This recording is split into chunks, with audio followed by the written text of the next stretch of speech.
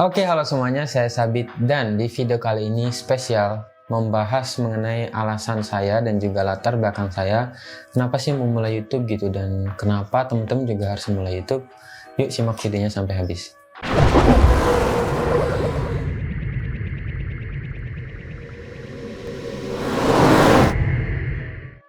Halo semuanya, perkenalkan saya Sabit dan ya seperti biasa saya membahas hal-hal yang berkaitan dengan anak muda dan kepemudaan, membahas hal-hal yang berkaitan dengan kampus, jurusan, universitas, dan juga membahas mengenai ilmu pengetahuan umum lainnya. Jadi kalau misalnya kalian anak muda dan tertarik dengan isu-isu kepemudaan, kalian gak usah ragu untuk klik tombol subscribe di bawah. Nah, berbicara mengenai YouTube dan juga berbicara mengenai content creator gitu ya. Jujur saya sebenarnya baru nyemplung itu di 17 Agustus kemarin gitu di tahun 2021.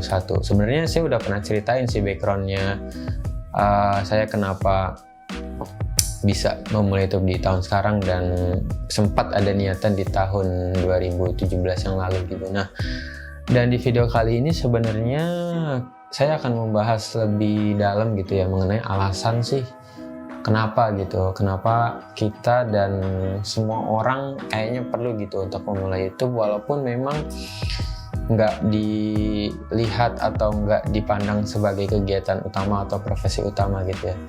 Nah, kalau berbicara mengenai data atau statistik, mari kita lihat dulu. Menurut BPS, saat ini Indonesia punya 274 juta penduduk di Indonesia ya.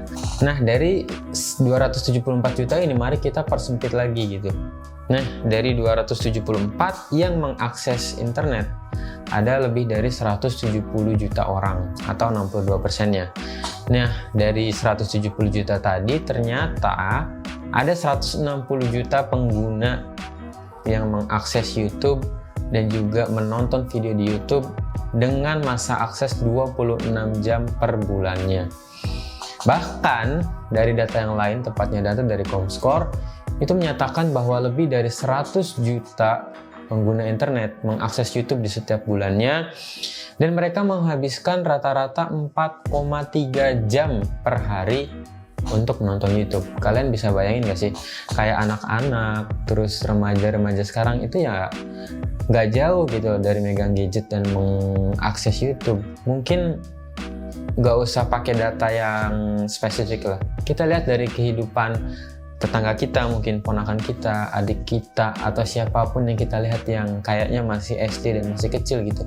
Apalagi ditambah WFH ini, mereka menghabiskan waktunya ya untuk nonton YouTube gitu, untuk melihat konten, untuk nonton yang mereka suka, untuk menghabiskan waktu bermain game gitu di depan gadget.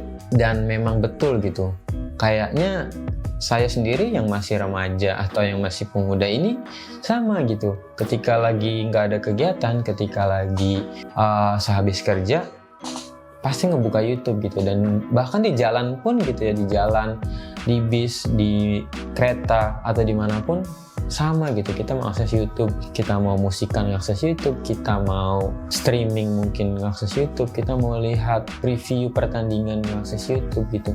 Semuanya ada di YouTube.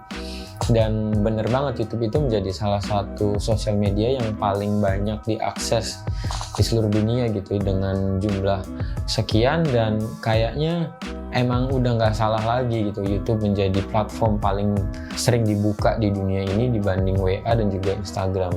Dan kalau misalnya kita breakdown lagi gitu ya, ada nggak sih kemungkinan kita yang bukan siapa-siapa, yang bukan selebgram, seleb Twitter, seleb TikTok, seleb apapun itu, dan bukan dari public figure gitu ya, kita yang belum pernah masuk TV, kita yang belum pernah disorot media atau diliput media apapun, kira-kira bisa nggak sih sukses itu?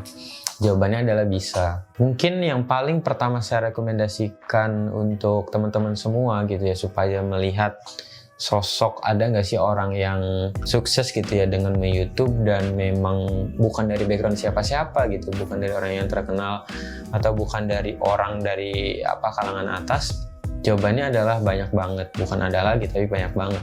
Kita bisa lihat contoh Alif Bata, kita bisa lihat contoh si Boen gitu yang datang dari desa, datang dari pelosok, tapi mereka tetap aja gitu bisa dan juga punya peluang yang sama sama kita untuk memulai dan untuk berhasil gitu. Jadi yang paling pertama kayaknya memang kita harus niatin dulu nih untuk berani memulai, untuk bisa memulai dengan apa aja segitu seadanya dengan peralatan yang kita miliki, karena nggak sedikit juga gitu orang yang memulai dengan apa adanya bisa sukses dan akhirnya gede sampai sekarang. Kalau misalnya saya tarik ke belakang gitu ya, pada saat 2017 dulu memang ada banyak alasan gitu yang menarik saya untuk memulai YouTube. Salah satunya adalah background saya sendiri yang dari arsip gitu. Saya tahu betul pentingnya arsip, saya ngerti betul pentingnya memori, saya tahu betul pentingnya ninggalin jejak gitu. Kayak pernah nggak sih kita mikir kalau misalnya kita mati, apa yang kita tinggalin gitu? Apa yang bisa kita tinggalin di dunia ini setelah kita nggak ada? Atau orang lain punya bukti apa gitu? Orang lain punya sesuatu yang bisa dilihatkan apa tentang kita kalau misalnya kita udah nggak ada gitu. Dan menurut saya salah satu yang bisa kita tunjukkan setelah kita nggak ada ya media sosial itu gitu. Salah satunya adalah YouTube ini. IG mungkin cuman bisa dilihat sama beberapa orang dan terbatas gitu ya.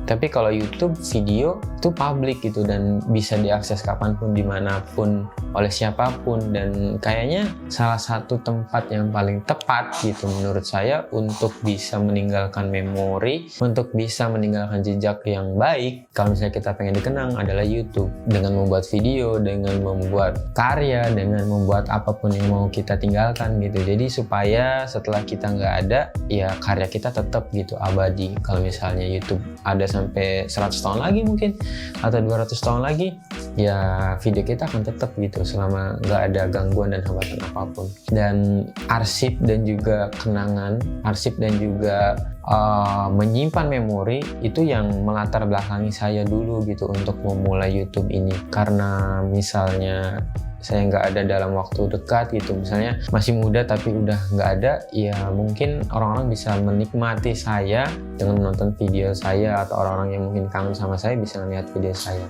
Yang kedua adalah coba teman-teman search di YouTube gitu ya, judul videonya adalah Bercumbu dengan Memori. Bercumbu dengan Memori yang diupload sama Ferry Irwandi ini salah satu video yang membangkitkan saya lagi gitu untuk mulai YouTube di tahun 2021 ini. Karena yang tadi gitu, di video itu tuh dijelasin kenangan, memori itu rapuh kalau nggak ada bentuknya gitu. Makanya salah satu tempat terbaik untuk mengenang, untuk bisa dilihat kembali adalah dengan merubah kenangan dan juga memori tadi ke dalam bentuk gitu. Salah satunya adalah foto, video, kenangan-kenangan yang nantinya bisa dilihat dan diputar kembali dan dilihat kembali kapanpun kita mau. Ya makanya kita harus merubah bentuk itu gitu. Mungkin kita punya kenangan lama gitu kayak foto, video, dan kita bisa aja gitu kangen sama memori atau kangen sama suasana itu. Kita bisa aja kayak terbawa suasana di saat itu hanya gara-gara foto ataupun video gitu. Dan kalau menurut saya yang paling penting dari apa yang sudah kita lakukan adalah recordnya gitu atau buktinya. Jadi kalau misalnya suatu saat kita sudah tidak ada dan kita meninggalkan anak, mungkin meninggalkan istri, meninggalkan orang tua, ya mereka bisa mengenang kita lagi gitu dengan melihat video ataupun fotonya. Saya juga mengajak gitu ya ke teman-teman untuk meninggalkan memori dan kenangan dengan cara ataupun bentuk apapun yang teman-teman mau. Ada yang mungkin senang nulis dan dia senang menguploadnya di blog, di Tumblr, di Medium, dimanapun itu, apa-apa gitu. Tulis aja apapun yang kalian rasakan, tulis apapun yang kalian pengen curhatin, tulis apapun yang pengen kalian bagikan gitu. Suatu saat mungkin orang lain ada yang membaca dan terinspirasi. Suatu saat mungkin orang gak sengaja scroll terus ngeliat tulisan kalian malah jadi berubah sifat dan kepribadiannya, kan siapa tahu gitu. Kita nggak pernah tahu dari mana orang berubah, dan kalau misalnya perantaranya dari kita, ya itu akan menjadi amal jariah gitu bagi kita yang udah nggak ada kalau misalnya orang berubah karena apa yang kita tinggalin. Dan yang terakhir mungkin ini bisa menjadikan teman-teman lebih punya tantangan gitu Karena kalau menurut saya sendiri ya, YouTube itu tantangan gitu. Bagi pemula atau bagi siapapun yang baru memulai, YouTube akan menjadi tantangan gitu untuk si kreatornya. Apakah akan bertahan? Apakah akan sanggup gitu melawan peraturan lah, sanggup melawan omongan lah, sanggup melawan bosennya ngupload tapi nggak ada yang nonton, nggak ada yang like, dan nggak ada yang subscribe mungkin gitu. Jadi ini semua tantangan gitu bagi siapapun yang mau memulai, dan yang lolos adalah mereka yang bertahan dan kuat gitu dengan tantangan di awal, dan mereka nerimanya, mereka konsisten untuk upload dan mereka konsisten untuk tetap berkarya, ya mereka yang menang gitu. Dan sebenarnya juga nggak buruk-buruk amat gitu, ada balasannya juga dari YouTube, ada balasannya juga dari Google gitu. Kalau misalnya memenuhi kualifikasi dan syarat mereka, ya mereka beri timbal balik gitu, berupa AdSense, berupa uang, dan yang teman-teman ketahui sekarang gitu.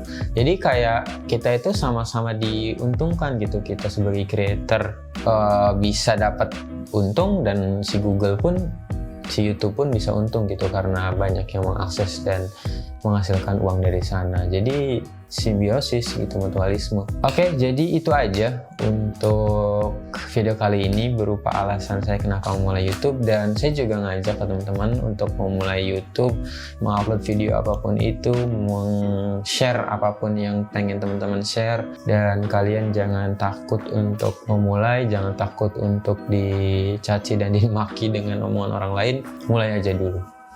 Oke, terima kasih untuk video kali ini sudah menonton sampai akhir.